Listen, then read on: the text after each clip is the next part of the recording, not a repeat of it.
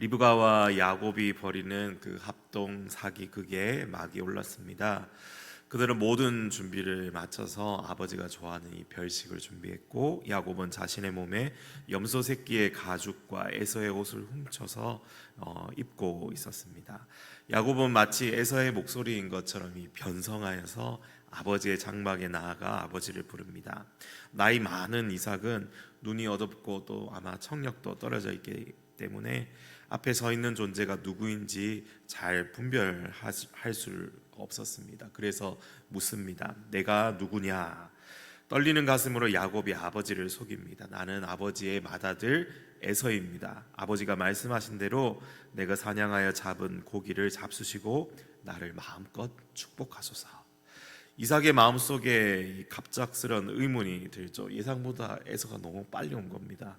물론 가짜 에서이고 야곱이 에서로 둔갑한 것이지만 나이 많은 이삭은 그런 것을 이제 분별할 수 없었기 때문이죠. 이삭이 묻습니다. 내 아들아, 내가 어떻게 이같이 속히 잡았느냐? 그러자 야곱이 대답합니다. 아버지의 하나님 여호와께서 나로 순조롭게 만나게 하셨습니다.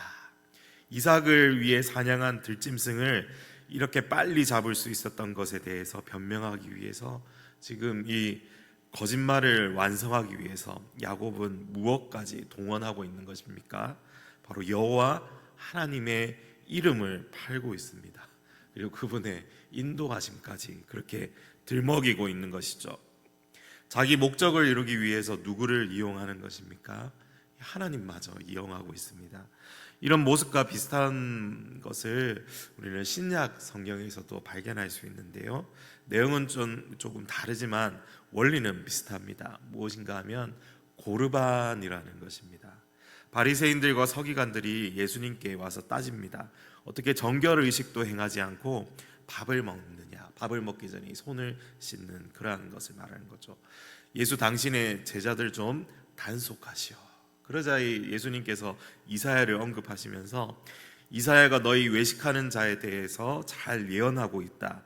이 백성이 입술로는 나를 공경하되 마음은 내게서 멀도다. 너희가 너희 전통을 지키려고 하나님의 계명은 잘 저버리는도다. 모세는 내 부모를 공경하라 했거늘 너희는 너희 아버지나 어머니에게 드려야 할 것을 외면하고 고르반 곧 하나님께 드림이 되었다 하고 그 입을 싹 닫지 않느냐.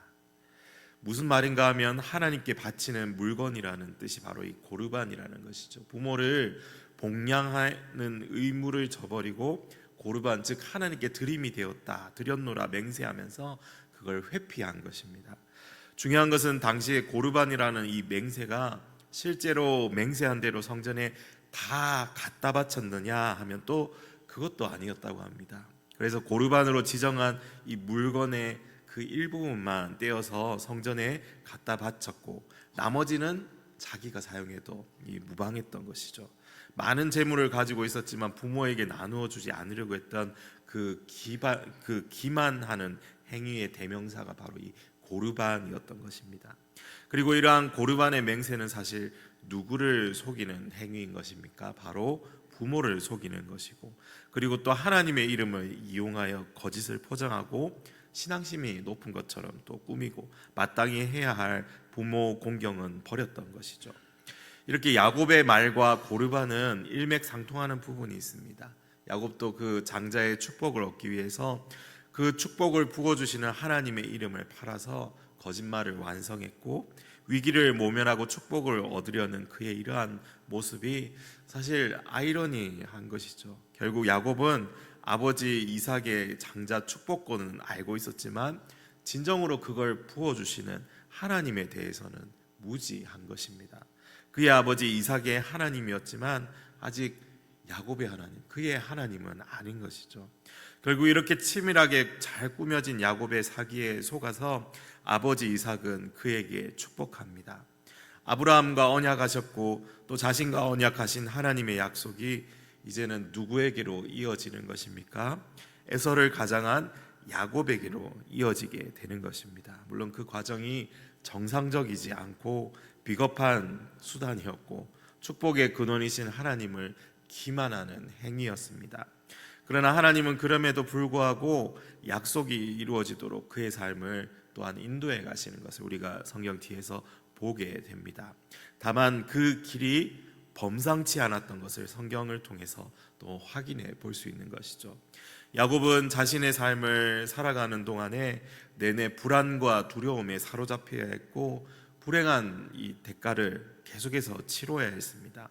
아버지 이삭과 어머니 리브가와 영영 헤어지게 되고 형제 에서와는 원수가 되었습니다. 그래서 집으로 다시 돌아오지 못합니다. 외삼촌 라반에게 사기를 당하고 종살이를 했고 형 에서에게 죽을지 모른다는 지독한 두려움에 사로잡혀야 했습니다.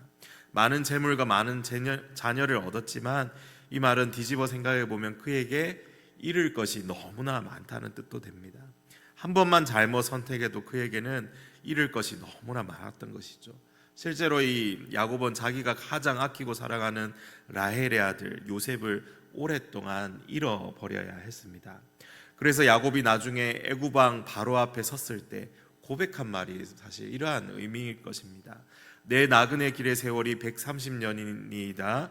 내 나이가 얼마 못 되니 우리 조상의 나그네 길에 연조에 미치지 못하나 험악한 세월을 보내었나이다. 아브라함이나 이삭의 인생과는 너무나 대조적인 삶이 바로 야곱의 인생인 것이죠. 하나님의 복을 받았지만 그의 여정은 계속해서 그 거짓말의 대가를 치러야 하는 삶이었던 것입니다. 하루도 그 바람잘 날이 없었던 것이죠. 오늘 우리는 야곱의 모습을 통해서 무엇을 생각해야 합니까? 하나님의 선택을 받은 사람은 에서가 아니라 야곱이죠. 야곱은 그러한 사실도 모른 채 하나님을 신뢰하거나 의지하지 않고 자기 힘으로 모든 것을 해결하려고 했습니다. 스스로가 장자권을 하나님의 축복을 쟁취하려고 했습니다. 그래서 선을 넘어서 하나님의 이름마저 이용합니다. 자기 지혜와 야망으로 움직이던 사람이 바로 이 야곱이죠. 자기가 가진 힘과 방법으로 그 세상적인 모습으로 하나님의 뜻을 이루려 할 때 문제가 시작된다는 사실을 이 야곱이 잘 보여주고 있는 것입니다. 성경은 말씀합니다. 말씀대로 살아가는 자에게 형통함이 있다고. 잠언 3장 6절 말씀에 너는 범사의 글을 인정하라. 그리하면 내 길을 지도하시리라. 여기 지도하시리라 단어를 이 영어 성경에서 보면 make your path straight, 너의 길을 곧게 만들어 주신다라고 나와 있습니다. 그렇다면 우리가 자기 힘으로 살아가는 길은 과연 어떤 모양의 길이겠습니까? 꼬불꼬불하고 엉뚱하게 꼬여있고 막혀있는 길입니다. 순간적으로 더 좋아 보이고 더 능력 있어 보이고 지름길처럼 보이겠지만 그 끝은 막혀있고 원점으로 돌아가게 만드는 것이죠. 우리의 길을 곧게 만드는 유일한 방법은 바로 하나님의 말씀대로 살아가는 것입니다. 하나님의 방법만이 온전하며 형통한 길임을 깨닫는 저와 여러분 모두가 되시기를 간절히 소망합니다.